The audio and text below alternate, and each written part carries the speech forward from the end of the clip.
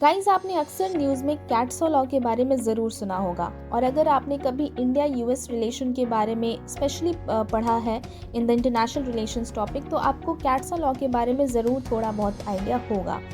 तो आज के इस वीडियो में हम लोग कैट्सा लॉ के बारे में डिस्कस करने वाले हैं। एट द सेम टाइम हम ये भी देखेंगे कि S-400 मिसाइल क्या है, इंडिया ने उसे रशिया से परचेज किया है, तो कैट्सा लॉ किस तरीके से यहाँ पे रोल प्ले करने वाला है।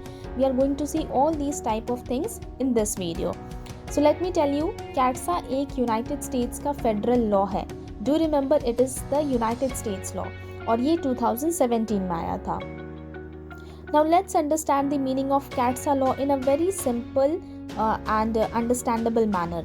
This law simply says कि कोई भी कंट्री जो यूनाइटेड स्टेट्स के साथ ट्रेडिंग रिलेशन में है या ट्रेडिंग पार्टनर है उनकी, वो कंट्री 3 कंट्रीज़ के साथ कोई भी मिलिट्री इन्वॉल्वमेंट नहीं कर सकते हैं, and those 3 countries are Iran, North Korea and Russia.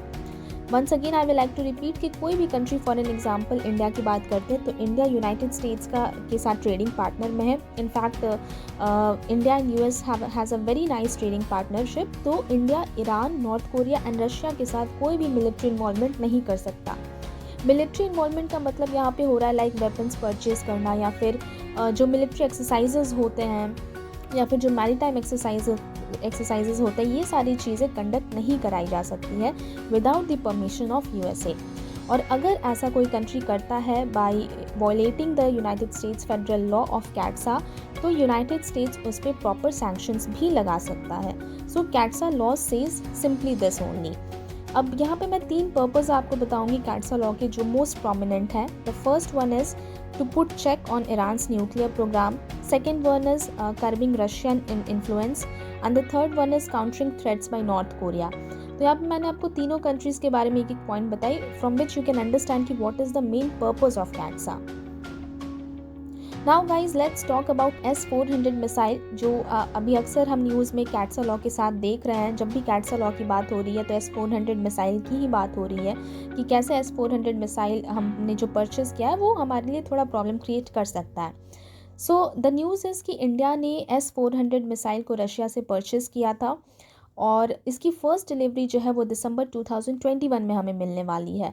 तो अब ऐसा एक्सपर्ट्स का कहना है, और they are thinking like this कि जब हमारे पास S-400 मिसाइल की डिलीवरी होगी फ़र्स्ट टाइम, तो फिर यूएसए हमारे ऊपर कैट्सा सैंक्शन लगा सकता है। As per the law I have said you कि इंडिया जो है वो यूनाइटेड स्टेट्स का भी अच्छा ट्रेडिंग पार्टनर है, एज़ वेल एज़ हम लोग रशिया से भी इंडल्ज कर रहे हैं, जो कैट्सा के अकॉर्डिंगली नहीं करना चाहिए।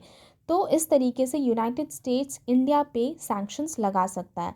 नाउ लेट्स सी, जब हमारे पास S-400 मिसाइल की डिलीवरी आ जाएगी, then only the proper news will come. Now guys, let's know about S-400 missile. So it is made by Russia and it is a surface to air missile. ये काफ़ी long range की missile है and can engage in all types of aerial targets. ये October 2018 में हमने इसे Russia से purchase किया था, and the price was approx $5 billion, approx $5 billion, and the missile name is S-400 missile. And I will also like to tell you कि China और Turkey जो है वो ऑलरेडी इस मिसाइल को परचेज़ कर चुके हैं रशिया से, और यूनाइटेड स्टेट्स ने उन पे सैंक्शंस भी लगाया है। तो डैट इज़ वाई ये अब थोड़ा और प्रोमिनेंट हो रहा है न्यूज़ में कि जब चाइना और टर्की पे सैंक्शंस लग चुके हैं, देन इंडिया पे भी लग सकता है। But apart from that, there are few exceptions like India and United States relation is getting better day by day. तो यहाँ पे कुछ ऐसे भी assumptions आ रहे हैं कि मे भी ये जो सैंक्शन है वो इंडिया पे ना लगाया जाए और हमें सैंक्शन वेव ऑफ का ऑप्शन मिल जाए।